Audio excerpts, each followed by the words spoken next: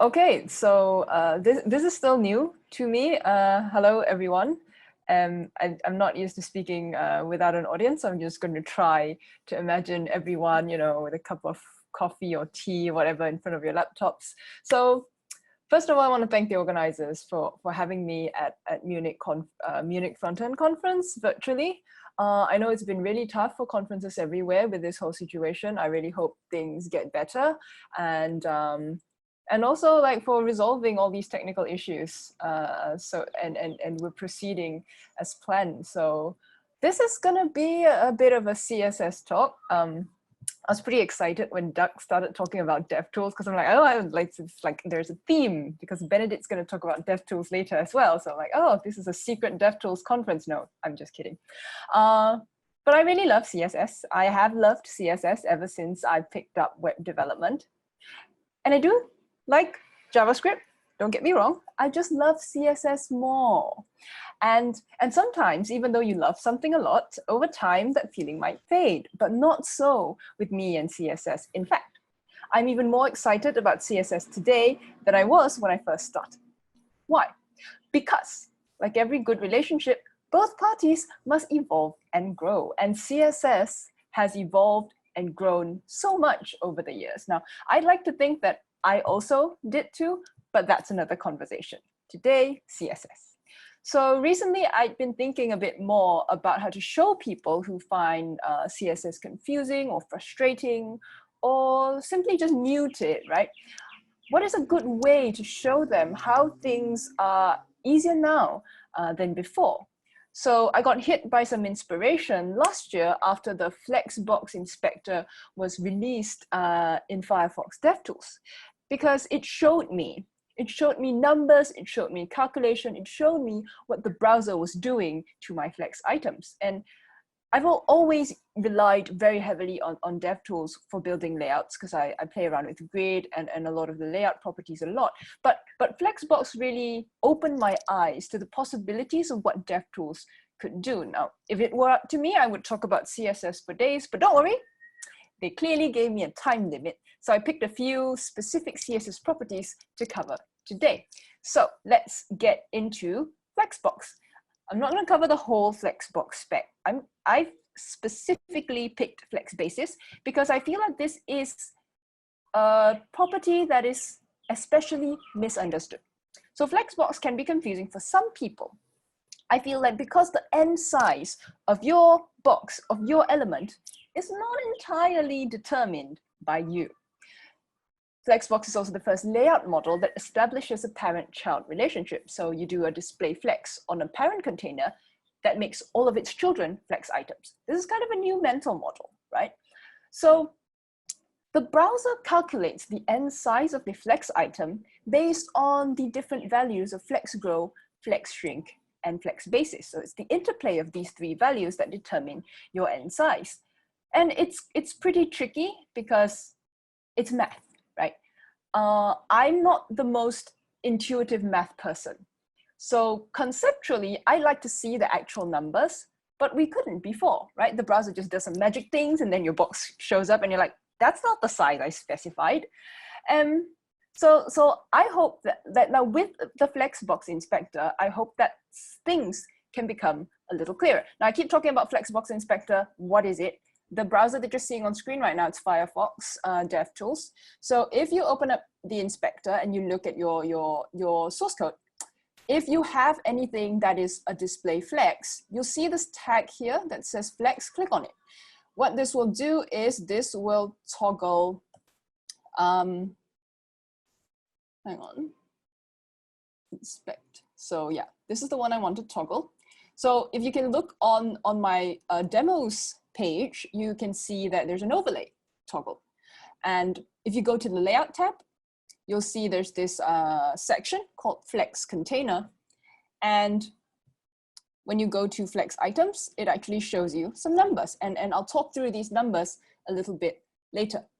So what do we have here? I have, these two are both display Flex containers. So let's talk about the first one.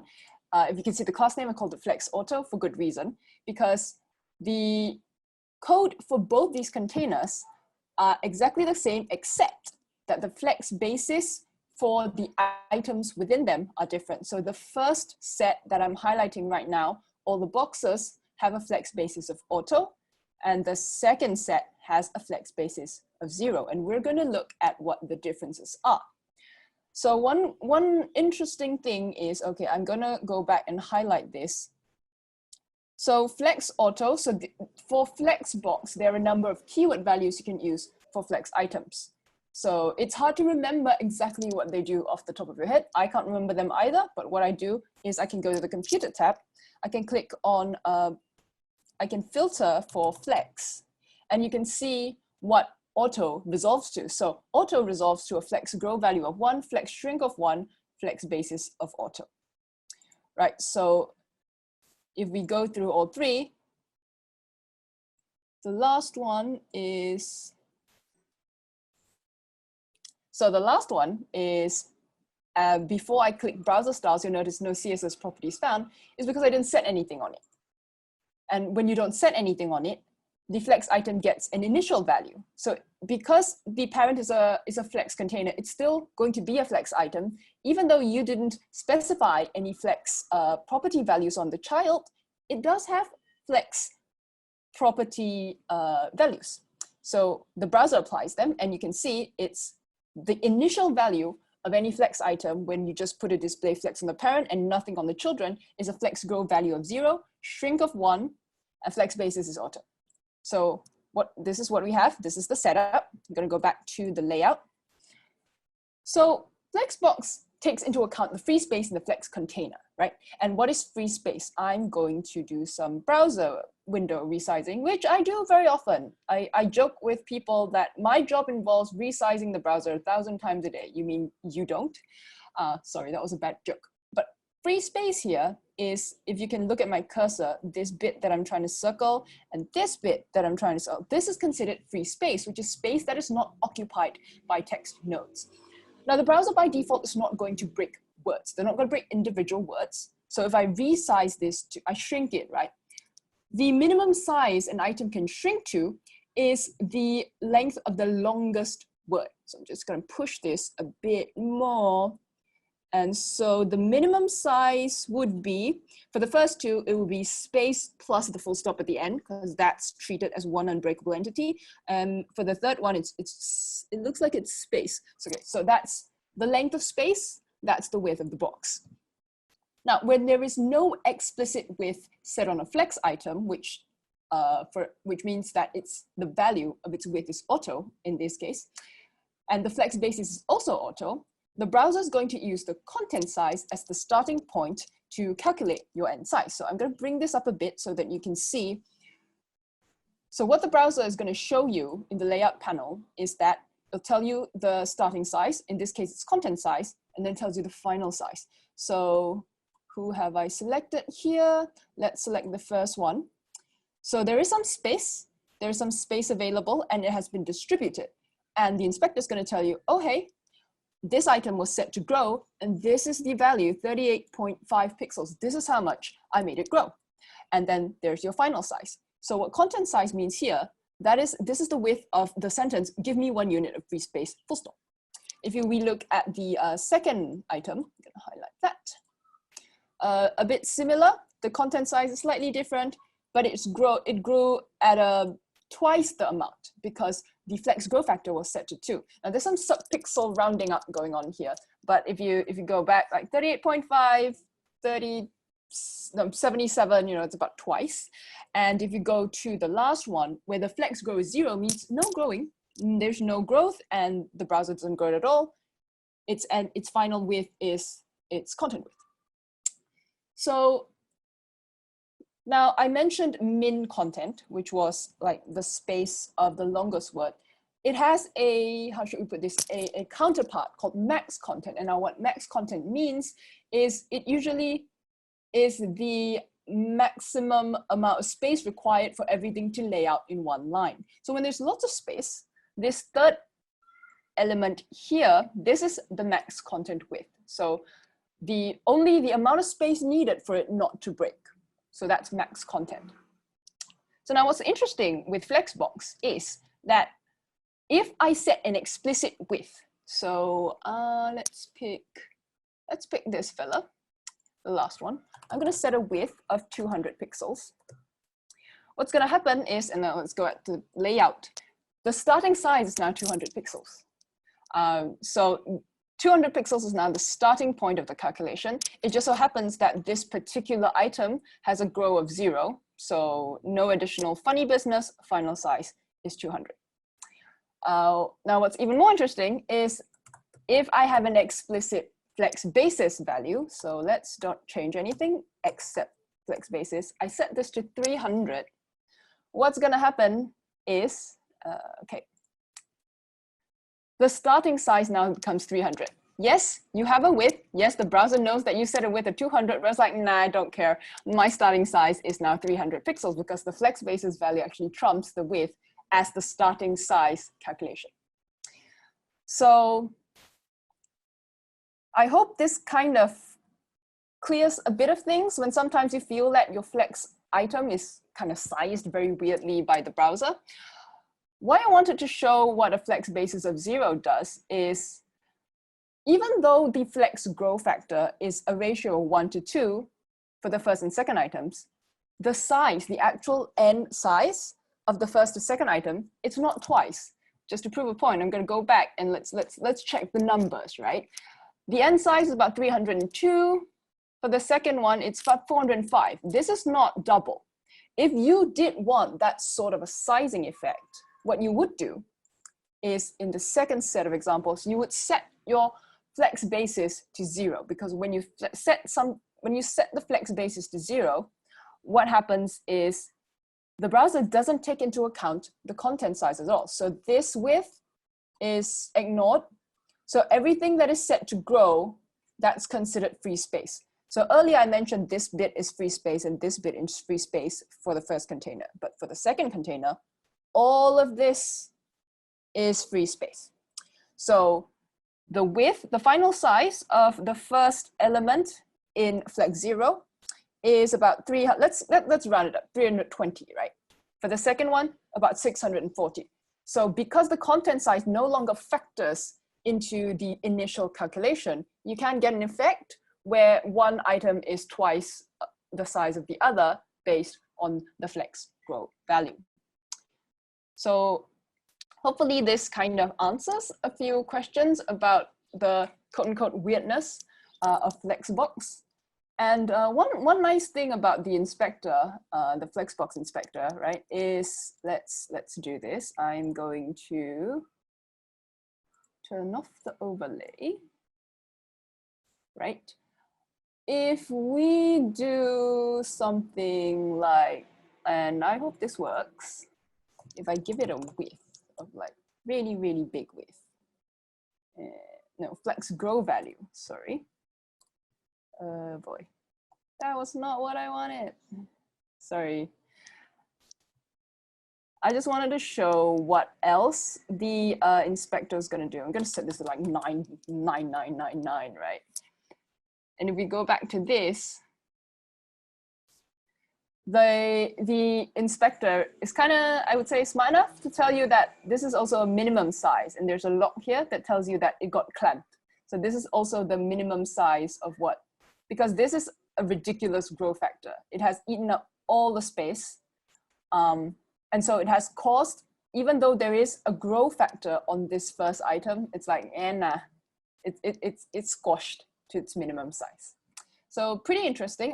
If you have a copy of Firefox installed and you use Flex in your layouts, give it a chance, like play around with it and see if it helps you understand the sizing as it did help me. So now moving on, another layout related property. I think most of this talk is all layout related properties actually, but never mind. Next, property of note, grid template areas. So we're going into a display grid this time. And again, the grid spec really long, not going to talk about all of grid. Specifically, we're going to talk about grid template areas. So I'm not sure how many of you have actually used grid or tried it. And so I'm just going to briefly talk about how it works. Highlight the grid. Again, parent-child container. You put display grid on the parent, all the children become grid items. Fair enough. But what the difference here is that sizing of the grids, columns and rows, the sizing of these is determined on the parent. So if you can see the code for this grid here, you'll see I have a grid, display grid, and then I define the size of my columns and rows using grid template columns and grid template rows respectively. The syntax, this repeat syntax, is because I am a very lazy person. I did not want to write 12 vmin 6 times. So you can use a repeat function that repeats a pattern. So what's going to happen here is that it's repeating a pattern of 12 vmin columns 6 times. But I say pattern because in theory, I could do something like, say, this, 3 vmins. And if you can notice the overlay, you'll see that now there are 12 columns in a 12-3 sets of 6.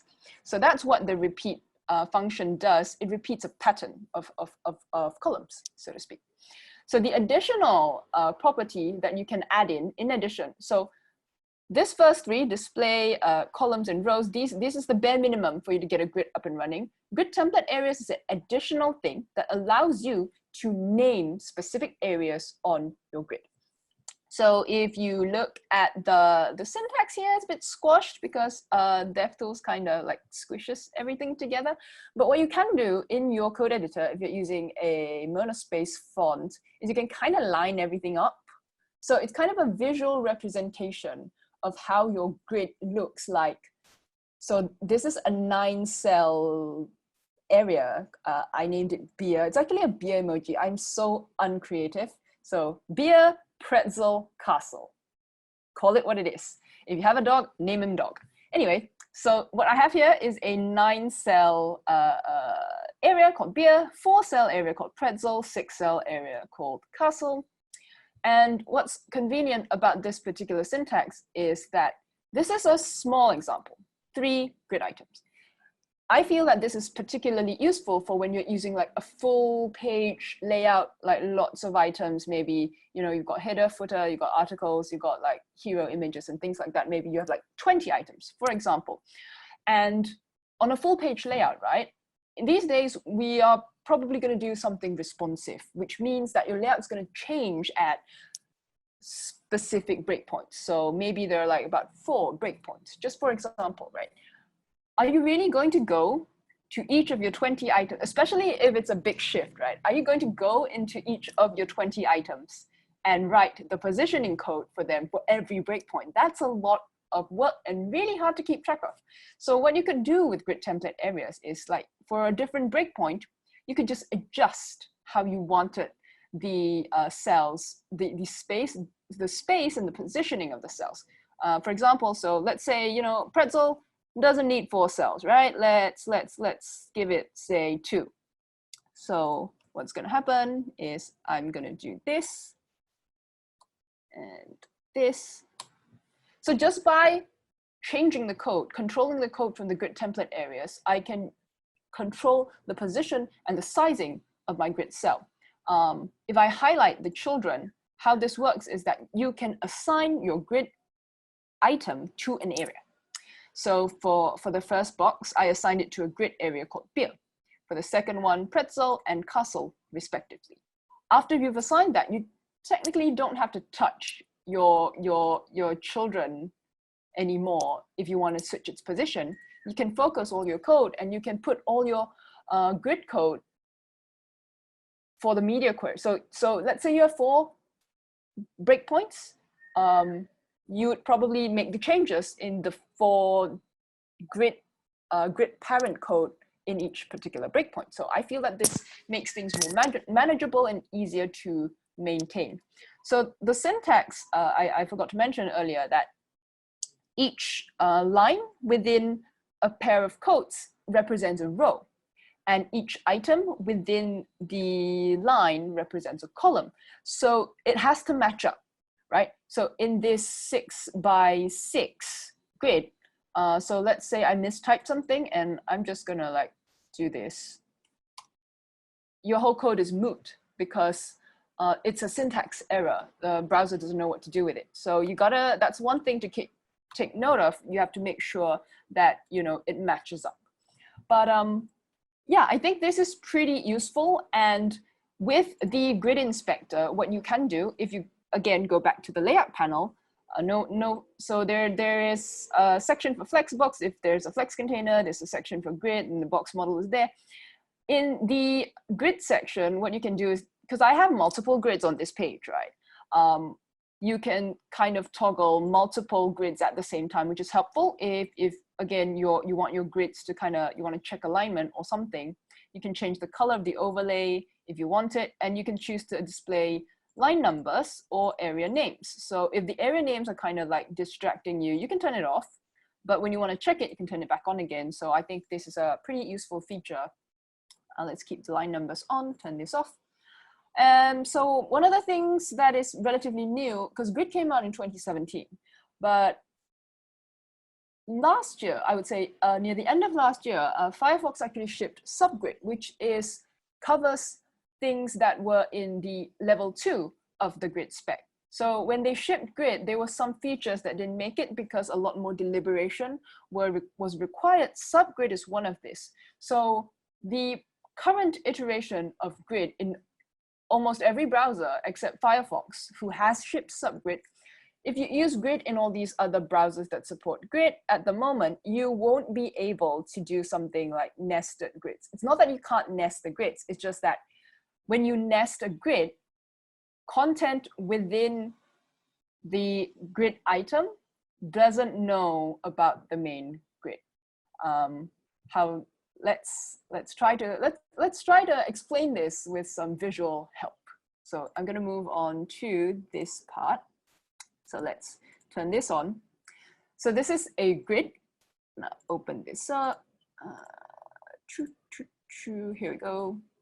This is a grid container. Inside I have 2 items, but they themselves are also grids. So it's a nested grid. So I've got like 4 items for the blue grid, 3 items for the pink grid. Without subgrid, it would not be possible for me to get the letters, the ABCDs, to line up with the 1, 2, 3s, because content within a grid item without subgrid wouldn't know about the parent grid sizing. So what subgrid introduces is that it allows the nested grids to participate in the sizing of their parent grid. So let's highlight both. So now you've got 3 grids on the page, a little bit messy, but very informative. So let's look at the code of how this is. So for a subgrid, so if you wanted to have nested grids, which means, let's say I have 2 grid items where I want the contents to line up with each other according to the parent grid, this is what you would do. So if you look at the code here, the first 2 lines for grid row and grid column are to position the item itself, because it is a grid item. So I've positioned it. I wanted it to start from the grid row of 3, which is, I'm confusing myself. Wait, hang on. It starts from the grid row number 3, and then it spans 3, and then the column starts from 1, spans 4. So that's all right and good. It itself is a grid, so that's why display grid comes in. Subgrid is a sizing value. So if you can't remember anything that I said, just remember that subgrid is a sizing value. You don't use it on display. You use it in grid template columns or rows, because what it tells the browser is that I want the grid on this item to follow its parent. So that's what the subgrid keyword does. So for grid template columns, I set it to subgrid. So that's why you can see that in the columns dimension, it is lining up with its parent grid. For the rows though, it doesn't, because I didn't put subgrid on it. It can have its own size. So that's why for the rows dimension, it doesn't line up with its parent. I think same goes for the other one. So the pink, in the pink item, the columns, yes, the columns do line up, but again, the rows, it's its own size. So what we can do is that this is how I am able to make 1 and 2 line up with B and C, because they're all sharing the same parent grid as a sizing context. So this is pretty useful for I would say, the very common use case I've seen is where you have, say, like for a conference website, for example, right? If you have speaker cards, and you want content within the speaker cards to line up across with each other within each card, this is a good use case for subgrid. So unfortunately, in terms of browser support, only Firefox, I want to say I can memorize this, but I'm thinking 74 later. I'll have to check, or if someone can Google it, excellent. That's where it's available. So if you do happen to have a copy of that, give it a try. And if you have any other use cases, it'd be great to hear them as well. Okay, one more property I want to cover is CSS Shapes. Now, CSS Shapes is not new. I just don't see it being used in the wild very often. But I used to work at an agency, and we had really strong creatives, and that came from a print background. And some of them would give me designs that usually involved text flowing around, shapes flowing around, like models, for example, or like a car or something. They give it to me and like, nah, I can't do that. And the worst response I would get is like, why can't we just put the text in an image? And I'm like, no, that's horrible. So, because, you know, I used to tell them that, look, everything on the web is a box. It's a rectangle, so deal with it. But with CSS Shapes, I can sort of stop disappointing these creative colleagues of mine. So let's highlight this and see how it works, right? So there are like two parts to this. Unfortunately for now, you do have to float the thing that you want your text to flow around. So we're going to talk about two properties specifically, shape outside and clip path. They share the same values, but they do kind of different things. So if you look at my code now, shape outside and clip path, they have exactly the same polygon function. So these two properties, they support basic shape values. So there's circle, there's ellipse, inset, and this is polygon. So what polygon does is its coordinates, right? So this is X and Y coordinates for points.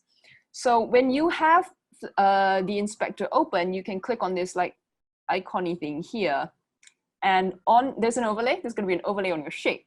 So I've highlighted shape outside. So what shape outside does is it defines the area, the space where the text ought to flow around. So if you can see, I can actually adjust like how the shape of the text, so to speak, and the values update accordingly. So what's convenient is that, you know, if you need to tweak a shape, for example, you can like tweak, copy this back to your code. Excellent. So the thing is, the limitation is that it can't go beyond a box shape. And you'll see why this is in a minute. That's where clip path comes in. So what clip path does, because at the end of the day, what clip path, everything is still a box on the web. So don't be fooled. It's still a square, rectangle, whatever. So turn it off.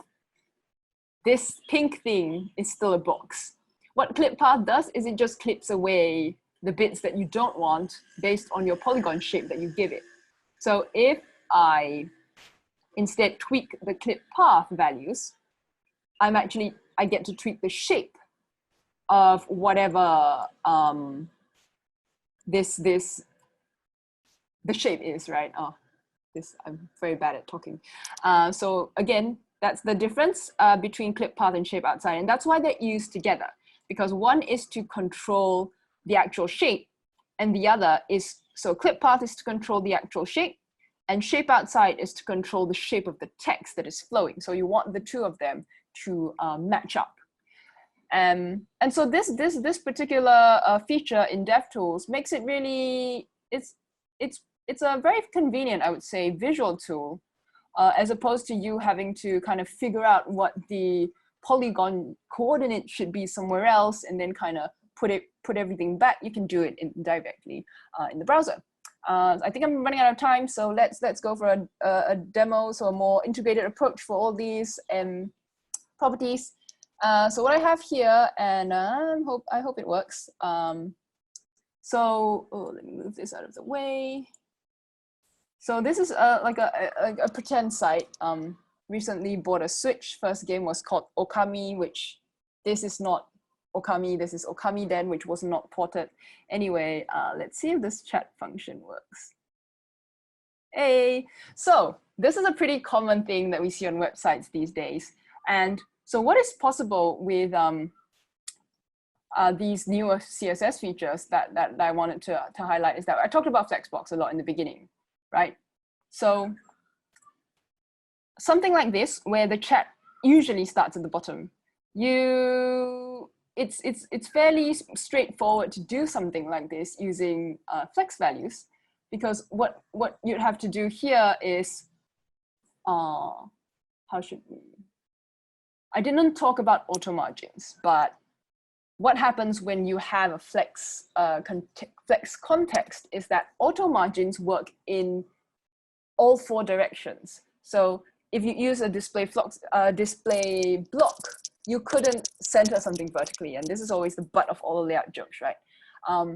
But if you have a flex context, setting an auto margin on the first item is going to just push it all the way to the bottom. So to get a layout like this, where the chat, normally things start from the top. If you wanted it to start from the bottom, what I did is I put a margin auto on the first child, and it just pushed it down. That was a one-line solution for this.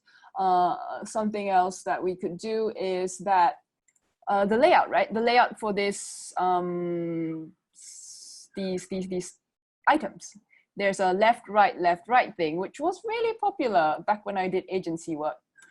If we inspect the markup for this, so for each list item, it's an image and then text.